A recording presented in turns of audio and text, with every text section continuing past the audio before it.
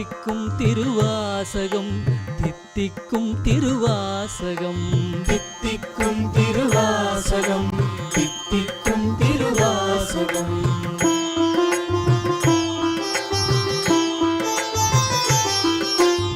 ஊனை உருக்கி உள்ளொளி பெருக்கி ஆனந்தமாக்கும் வாசகம் தித்திக்கும் திருவாசகம்.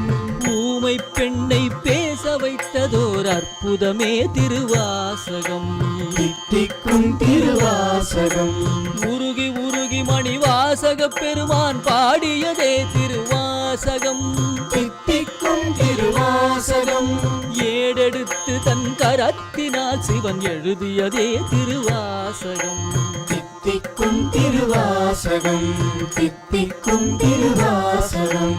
திருவாசகம்.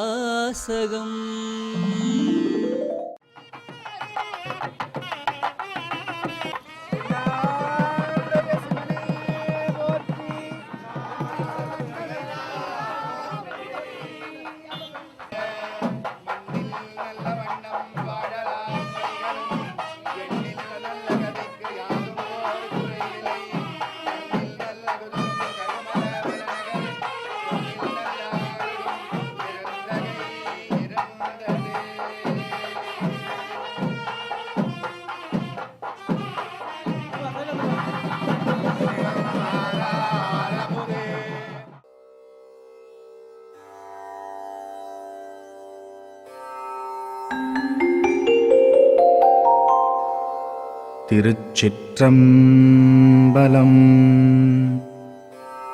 நமச்சிவாய. தென்னாடுடைய சிவனே போற்றி. எந்நாட்டவர்க்கும் இறைவா போற்றி.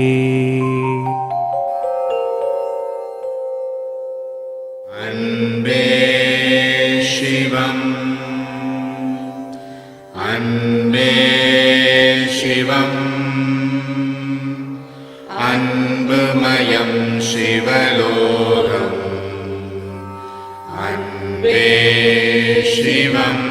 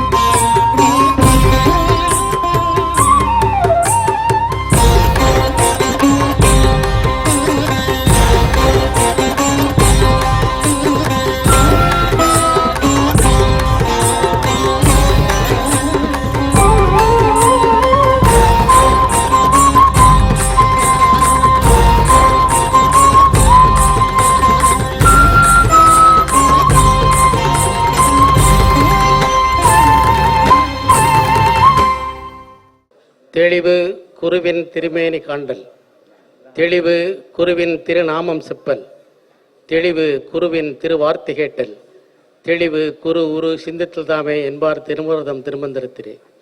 அவர் வழி நின்று எனது குருபெருமானாகிய மணிவாசப் பெருமானின் திருவடிகளையும் இங்கே எழுந்திருக்கின்ற திருக்கிழக்குன்ற சித்தருடைய திருவடிகளையும் உங்களது அனைவருடைய பொன்னார் திருவடிகளையும் இந்த மாலை வேளையில் வணங்கி மகிழ்கின்றேன்.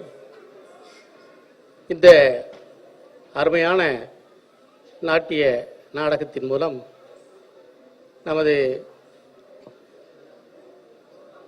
திவாகரனார் அவர்களும் திருவடி சிலம்பன் அவர்களும் மற்றும் 32 கலைஞர்களும் கைலை மலையையும் தில்லையையும் சென்னைக்கு கொண்டு வந்தார். அந்த அரிய காட்சியை பார்க்க பார்க்க நமக்கெல்லாம் மெய் சிலிர்த்து போனது. நான் பல இடங்களிலே கண்ணீர் சிந்தினேன். இது தமிழகமெங்கும் நடக்க வேண்டும், தமிழகம் மட்டுமல்ல உலகமெங்கும் நடக்க வேண்டும் என்பதாக எனது பேராசையை தெரிவிக்கொண்டு, அதற்கு நாமெல்லாம் அவர்களோடு ஒத்துழைக்க வேண்டும். திருவாசகத்தை இந்த அளவு இதுவரை யாரும் நடத்தி காட்டியதில்லை என்ற உண்மையையும் உங்களுக்கு சொல்ல விடுகிறேன். எப்படி இந்த திவாரனுடைய கருத்திலையும் பாபாவனுடைய கருத்திலேயும் இந்த எண்ணம் ஓடியது என்றால் அது இறைவனுடைய அருள் தான். சிவ திருச்சிற்றம்பலம் தென்னாடுடைய சிவனே போற்றி. ஆஹா, இந்த மகுடமே திருவாசகம் தானே. இது இல்லைன்னா நமக்கு திருவாசகம் இல்லைன்னா இந்த மகுடமே கிடையாது. இதை சொல்ல எவ்வளவு பெருமைப்படணும். நீங்கெல்லாம் இப்படி இதெல்லாம் சொல்லணுன்றதுக்காக தானே நாங்கெல்லாம் இந்த மாதிரி எதையோ பண்ணிக்கிட்டு இருக்கிறோம் இல்லையா? தென்னாடுடைய சிவனே போற்றி.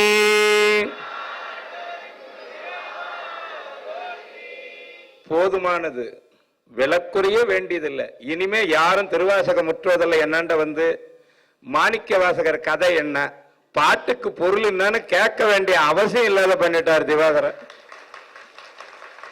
முடிஞ்சு போச்சு கதை. இனி சொல்லே இறந்தது, இனிமே பேச்சே கிடையாது. நாமெல்லாம் வாழ்நாள்ல திருவாசகத்தை அனுபவிக்க வேண்டியதுதான். இயல் இசை நாடகம்னு சொல்லுவாங்க. இயல் எவ்வளவு அழகா இருந்தது தெரியுமா? திருவாசகத்தை எடுக்கும் பொழுதே அதற்கு இணையாக அந்த வாசகத்தை எழுதினவர் யாருப்ப அந்த பாடல்ல? திவாகர் ஐயா தானா? பாப்பா அப்படி முதல்ல. நரியெல்லாம் பரியாக மாறி போச்சு. எப்படி யார் எடுத்த முடியும்? நாடகத்துக்கு ஒத்து போதே இல்லையா? அழகா இயல் தான் இப்படி. இசை எப்படின்னு கேட்டீங்கன்னா அட அட அட காபியம், கானடாவும், கல்யாணியும், காம்போதியும் அந்த பின்ன கொடுத்தப்ப ஒரு இசை ஒவ்வொன்றுத்திலையும் இந்த இன்ஸ்ட்ருமெண்ட்டை தான் உபயோகப்படுத்தணும்னு அங்கங்க நயமான ஒரு புல்லாங்குழல், ஒரு வீணை, ஒரு ஹார்மோனியம், ஒரு அந்த வயலில் அந்த அந்த ராகங்கள், அதுவும் அந்த சக்கரவாகம் கையாண்டிங்க பார். இசை சபை.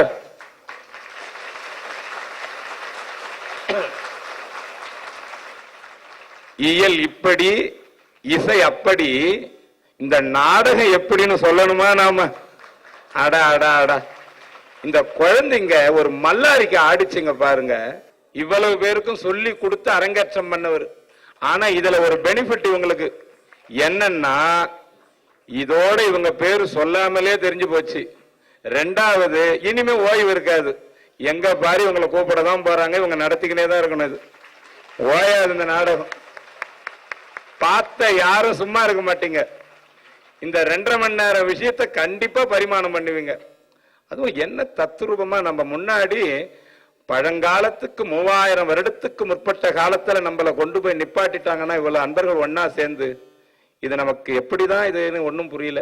பாராட்ட வார்த்தையே கிடையாது. இருந்தாலும் எல்லாரும் ஒரு வாழ்த்து. மண்ணில் நல்ல வண்ணம் வாழலாம், எல்லாம் ஏகமா சொல்லுங்க. மண்ணில் நல்ல வண்ணம் வாழலாம், வைகளும் எண்ணில் நல்ல கதிக்கு யாரும் ஓர் குறைவில்லை. கண்ணில் நல்ல கதுரும் கருமலபல நகர், பெண்ணில் நல்லாலொடு பெருந்தகை இருந்ததே. செல்வ நெடுமாடம் சென்று சேனோங்கி, செல்வ மதிதோய செல்வம் உயர்கின்ற செல்வர் வாதில்லை சிற்றம்பலமேயே. செல்வம் கடலேத்தும் செல்வம் செல்வமே, கூர்வால் அரக்கண்டன் வலியை குறைவித்து சீராலே மல்கி சிற்றம்பலமேய. நீராசடையானை நித்தமும் ஏத்துவார்க்கு, தீராத நோயெல்லாம் தீர்தல் திண்ணமே. தென்னாடுடைய சிவனே போற்றி. அரங்கம் நிறைந்த ஒரு கரகோஷம். அதுவும் அந்த குருந்த மரத்தடியில உக்காந்துருந்தாரு பாரு ஒரு சாமி. ஆடா அந்த முகம் அப்படியே நமக்கு குருவியே கொண்டாந்து முன்னாடி நிறுத்திடுச்சு. அந்த சோகத்தை நம்ம மாணிக்க வாசகர் காட்டின மாதிரி வேற யாருன்னா காட்டுவாங்களான்றது எனக்கு தெரியல. 1000 பிறை கண்டால் வஞ்சின்னுட்டு ஒரு பாடலை அடியேனுக்கும் எழுத வாய்ப்பு கொடுத்தாரு. நான் கூட ஏதோ ஒரு அளவுக்கு இருக்கும்னு பார்த்தேன், ஆனா இந்த அளவுக்கு இருக்கும்னு எனக்கு தெரியாம போயிடுச்சு. நல்லா இருங்கப்பா.